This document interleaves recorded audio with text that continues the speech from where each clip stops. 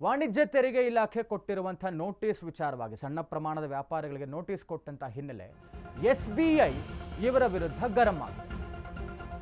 State bank of India notice ಖಂಡಿಸಿ ನಗದು ವ್ಯವಹಾರಕ್ಕೆ ಮೊರೆ ಹೋಗಿದ್ದಾರೆ ಈಗಾಗಲೇ ವರ್ತಕರು ವ್ಯಾಪಾರಿಗಳು. UPI ವಹಿವಾಟಿಗೆ ಭಾರಿ ಹಿನ್ನಡೆ ಆದಂಥ ಕಾರಣ SBI ಗರಂ ಆಗಿದೆ. GST ನೋಟಿಸ್ನಿಂದ ನಗದು ವ್ಯವಹಾರದ ಮೊರೆ ಹೋಗಿದ್ದಾರೆ ವ್ಯಾಪಾರಿಗಳು. ಹೀಗಾಗಿ ಆನ್ಲೈನ್ ಟ್ರಾನ್ಸಾಕ್ಷನ್ಗೆ ಹಿನ್ನಡೆ ಆಗ್ತಾ ಇದೆ. ಆರ್ಥಿಕತೆ ಮತ್ತೆ ನಗದು ವಹಿವಾಟಿನ ಕಡೆ ಹೋಗ್ತಾ ಇದೆ. GST ಜಾರಿ ವೇಳೆ ತೆರಿಗೆ ಬಗ್ಗೆ ಜಾಗೃತಿ ಅಗತ್ಯ ಇತ್ತು. ತಕ್ಷಣವೇ ಸಣ್ಣ ವ್ಯಾಪಾರಿಗಳ ಗೊಂದಲವನ್ನು ಬಗೆಹರಿಸಿ ಅಂತ SBI ಗರಂ ಆಗಿದೆ. ಕರ್ನಾಟಕ GST ಅಧಿಕಾರಿಗಳಿಗೆ SBI ಸೂಚನೆ ಕೊಟ್ಟಿದೆ. GST ನೋಟಿಸ್ ಏನು ಬಂತು, ಇದೀಗ SBI ಗರಂ ಆಗಿದೆ ಅದರ ಅಧಿಕಾರಿಗಳ ವಿರುದ್ಧ. ಯಾಕೆ ಅಂತ ಹೇಳಿದ್ರೆ ಎಲ್ಲರೂ ಈಗ ನಗದು ವ್ಯವಹಾರದ ಕಡೆ ಮುಖ ಮಾಡ್ತಾ ಇದ್ದಾರೆ. ಆನ್ಲೈನ್ ಟ್ರಾನ್ಸಾಕ್ಷನ್ಗೆ ಹಿನ್ನಡೆ ಆಗ್ತಾ ಇದೆ.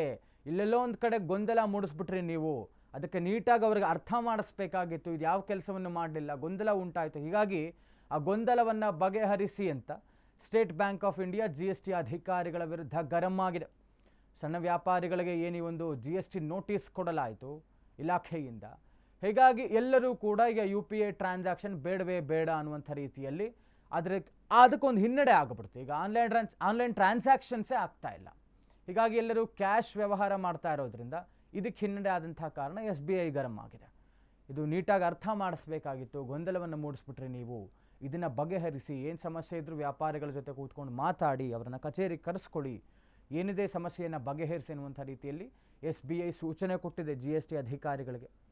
ಅವ್ರು ಶಾಕ್, ಒಂದು ರೀತಿಯಲ್ಲಿ ವ್ಯಾಪಾರಿಗಳಿಗೆ ಶಾಕ್ ಆಯಿತು. ಈ ರೀತಿಯಾಗೂ ಆಗೋಕ್ಕೆ ಸಾಧ್ಯ ಇದೆಯಾ? ಏಕಾಏಕಿ ನಮ್ಮಗಳಿಗೆ ನಾವು ದಿನದ ಒಂದು ಆದಾಯದ ಮೇಲೆ ಡಿಪೆಂಡ್ ಆಗಿರ್ತಾರೆ ಎಷ್ಟೋ ಜನ ಬೀದಿ ಬದಿ ವ್ಯಾಪಾರಿಗಳು. ಇನ್ನು ಅವರು ವಾರದ ಲೆಕ್ಕಾಚಾರದಲ್ಲಿ ಏನೋ ಒಂದು ಅಲ್ಲಿ ಬೇರೆ ಕಡೆಯಿಂದ ದುಡ್ಡು ತಂದು ಏನೋ ವ್ಯಾಪಾರ ಮಾಡ್ತಿರ್ತಾರೆ, ವ್ಯವಹಾರ ಮಾಡ್ತಾ ಇರ್ತಾರೆ. ಅಂಥವ್ರಿಗೆ ಕೂಡ GST ನೋಟಿಸ್ ಕೊಟ್ಬಿಟ್ಟಾಗ ಅವ್ರು ಎಲ್ಲಿಂದ ಕಟ್ಟಬೇಕು? ವಾರ್ಷಿಕ ಆದಾಯದ ಮೇಲೆ ತಾವು ಈ ಥರದೊಂದು ನೋಟಿಸ್ ಕೊಡ್ತೀರಾ ಅನ್ನೋದಾದರೆ ಅವ್ರು ಹೇಗೆ ಏನು ಮಾಡಬೇಕು ಅನ್ನುವಂಥದ್ದೇ ಅವರಿಗೆ ಗೊಂದಲ ಮೂಡಿತು. ಹೀಗಾಗಿ ಈಗ ಪ್ರತಿಭಟನೆಗೆ ಮುಂದಾಗಿದ್ದಾರೆ. ಮತ್ತು ಏಕಾಏಕಿ ಈ ರೀತಿ ನೋಟಿಸ್ ಬಂದಂಥ ಹಿನ್ನೆಲೆ UPI ಬೇಡವೇ ಬೇಡ ಅನ್ನುವಂಥ ಒಂದು ನಿರ್ಧಾರಕ್ಕೆ ಬಂದರು. ಎಲ್ಲರೂ ಕೂಡ ಆಲ್ಮೋಸ್ಟ್ ಈಗ ಎಲ್ರಿಗೂ ಗೊತ್ತಿದೆ, ಡಿಜಿಟಲ್ ಇಂಡಿಯಾ ಆಗ್ತಾ ಇದ್ದಿದ್ದರಿಂದ ಪ್ರತಿಯೊಬ್ಬರು ಬೀದಿ ಬದಿ ವ್ಯಾಪಾರ ಮಾಡೋರ ಹತ್ರ ಕೂಡ ಒಂದು UPI ಇದಿರ್ತಾ ಇತ್ತು, ಸ್ಕ್ಯಾನರ್ ಇರ್ತಾ ಇತ್ತು. ಹೀಗಾಗಿ ಅದರಿಂದ ಹಿನ್ನಡೆ ಆಗ್ತಾ ಇದೆ. ಈಗ ಸಣ್ಣ ವ್ಯಾಪಾರಿಗಳ ಜೊತೆ ಮುಖ್ಯಮಂತ್ರಿಗಳು ಸಭೆ ಮಾಡೋದಕ್ಕೆ ನಿರ್ಧಾರವನ್ನು ಮಾಡಿದ್ದಾರೆ. GST ನೋಟಿಸ್ ಹಿನ್ನೆಲೆ ಮಹತ್ವದ ಮೀಟಿಂಗ್ ಮಾಡ್ತಾ ಇದ್ದಾರೆ CM. ಸಣ್ಣ ವ್ಯಾಪಾರಿಗಳು ಸಂಘಟನೆಗಳ ಜೊತೆ ಸಭೆ ನಡೆಸೋದಕ್ಕೆ ಮುಂದಾಗ್ತಾ ಇದ್ದಾರೆ ಮುಖ್ಯಮಂತ್ರಿಗಳು.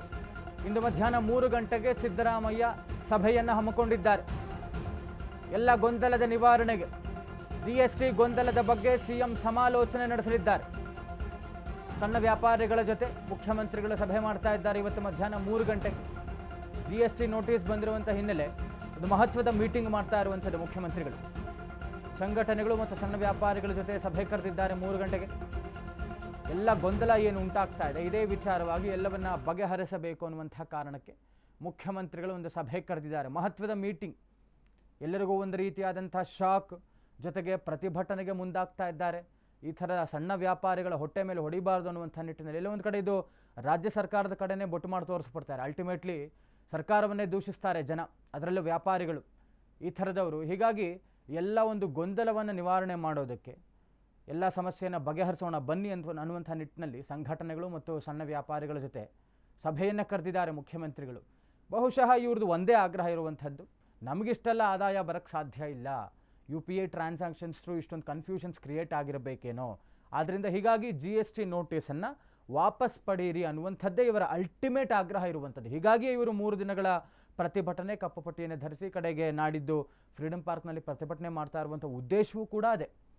ಹೀಗಾಗಿ ಎಲ್ಲೋ ಒಂದು ಕಡೆ ಮುಖ್ಯಮಂತ್ರಿಗಳಿಗೆ ಇದನ್ನು ಅರ್ಥ ಮಾಡಿಸುವಂಥ ಕೆಲಸವನ್ನು ಮಾಡ್ತಾರೆ. ಇದಾದ ನಂತರದಲ್ಲಿ ಬಹುಶಃ ಸಿದ್ದರಾಮಯ್ಯ ಅವರು ಒಂದು ಸರಿಯಾದಂಥ ನಿರ್ಧಾರವನ್ನು ತೆಗೆದುಕೊಳ್ತಾರೆ ಅಂತ ಕಾಣುತ್ತೆ, ಸಣ್ಣ ವ್ಯಾಪಾರಿಗಳ ಪರವಾಗಿ ಮತ್ತು ಸಂಘಟನೆಗಳ ಪರವಾಗಿ. ಹೀಗಾಗಿ ಇವತ್ತು ಒಂದು ಮಹತ್ವದ ಮೀಟಿಂಗ್ ಬಹಳಷ್ಟು ಕುತೂಹಲ ಮೂಡಿಸ್ತಾ ಇದೆ, ಏನು ನಿರ್ಧಾರ ಆಗಬಹುದು ಅನ್ನುವಂಥದ್ದು.